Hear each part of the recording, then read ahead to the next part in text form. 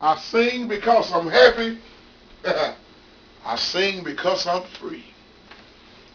His eyes on the sparrow. That's the reason why I sing. And big shout out to my man Graylin on this video. And I can relate to this so much. And I deal with singers all the time in groups, different churches. And I love this video because you said, why is it always the people that got the beautiful voices and they can sing, they always get knocked down by everybody else that thinking they higher than themselves and can't nobody out sing them. And it's just like my boy Mini Man said in his other video. It's some people that always want to do everything and don't want to let nobody else do nothing. And the ones that need to be singing, they are scared to step out on faith because they are so getting knocked down all the time by somebody else. And this is the thing about singing. You have to feel what you are singing. And you got to practice singing. I tell you, just like a piano, anything, just like any other instrument, anything you do, you got to practice it. And when you are not exercising your voice, what good is it going to be? Yeah. You can't just sing on Sunday. You need to practice during the week.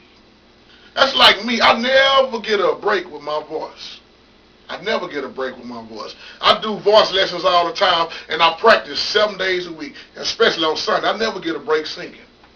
But I know how to, I know what to do with my voice. And I'm not saying I'm no great expert. I'm not the best voice teacher in the world. But I'm here to say this. You got to practice. Because I try to encourage people so much. There's some people that's in the choir stands right now that never get a chance to lead the song because somebody else want to sing the songs every Sunday.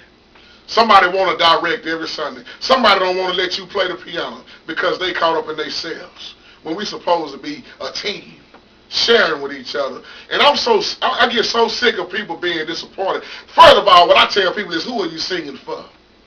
Because God has not given us the spirit of fear. I got to say it again. Now, I can understand people being shy for their first time singing. But if you done been singing in front of the church 2 or 3 years, 4, 5 years and more, what's wrong with you? God said he didn't give you the spirit of fear. That's what Paul was telling us in 2 Timothy, I believe. I don't have no fear. And I'm not singing for people. And I'm not singing to show out. That's what I said in the other video. Are you praising or are you performing? Because when you get God on your mind, you stop worrying about what people say. But here's the thing. You got strong-minded people and you got weak-minded people. A lot of people don't have confidence in themselves. So therefore, they can have the best voice in the world, but they don't have no confidence in themselves, and they so used to people downing them. I see so many people start singing and they looking around. They see who's looking and who going to say what. That's the wrong focus.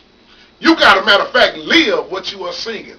Just like the Bible, you can't just talk about it. You got to live it. And if a singer is not feeling what they are singing, then their singing is in vain.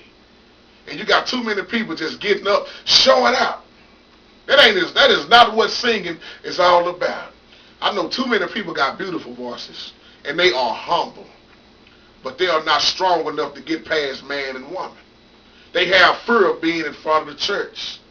And when they get in front of the church, they freeze up. And because they let people dictate their praise, and it shouldn't be like that. I walk around the house singing all the time.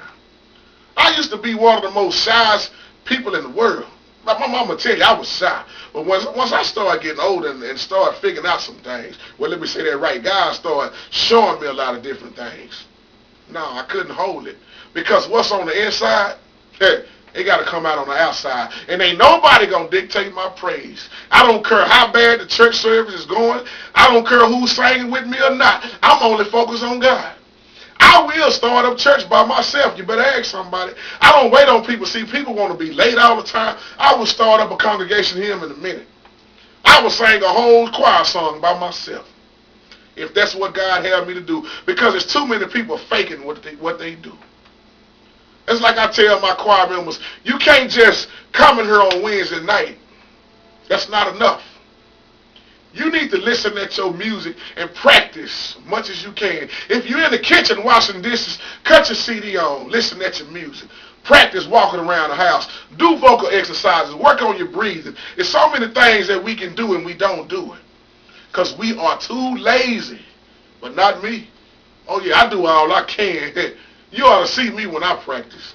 Everybody thought I done went to school. I ain't bragging to nothing, but everybody think I went to school behind the piano. I ain't went to nobody's school. I went to the school of God. Because it takes hard work. It takes sacrificing. It takes being obedient. And it takes patience. And most of all, it takes God. And without all of that, you might as well quit singing, quit playing the piano, quit doing whatever it is you're doing. Because without God, it's impossible. Yeah. So quit letting people dictate your praise. If you got a beautiful voice, use it. And to people that don't never want to let nobody do what they need to do for the Lord, I feel sorry for you. And you wonder why they go somewhere else and then favor showed on them all the time. Yeah, because we too caught up in, oh man, I got to sing everything. Why you got to sing everything? Who are you? Yeah, let somebody else sing. Let somebody else play. Let somebody else do something. It's not about you. And I hate being around people like that. I do. I move off and around them. Somebody want to play my organ, God be the glory. Hey, get on it. Help me out. See, we supposed to be teaching each other, learning from each other, and helping each other, but what are we doing? We too cocky, big-headed. You got to learn like I learned. Man, you learn from somebody. I hate when people do that. That's what I tell them. You learn from somebody, but that's all right. God bless you. I'm going to figure it out one way or the other. That's what I like talking to about the younger musicians. Yeah. So quit letting people dictate your praise. When you go to church or whatever it is you do on Sunday, let God get the glory. And I know it's hard for some people to do because they haven't got there yet. It's all a process. It's a time. Yeah. That's why I say we like to call it in Sunday school, you on milk trying to get the meat. You can't be staying on milk for year after year. You need to be getting some meat after a while. Yeah, but you will not get there without God. So many people get in the choir stand with the wrong mentality. And they done got so comfortable that they want the minister of music and the directors to do everything. Don't you know when everybody's on one accord, your choir else could go so much smoother, so much easier? My choir member to tell you, I fuss a lot. I fuss in a heartbeat. Because I don't have time to be babysitting people. If I bring your lyrics and give you your lyrics and your music, it is your responsibility to keep up with that, not mine.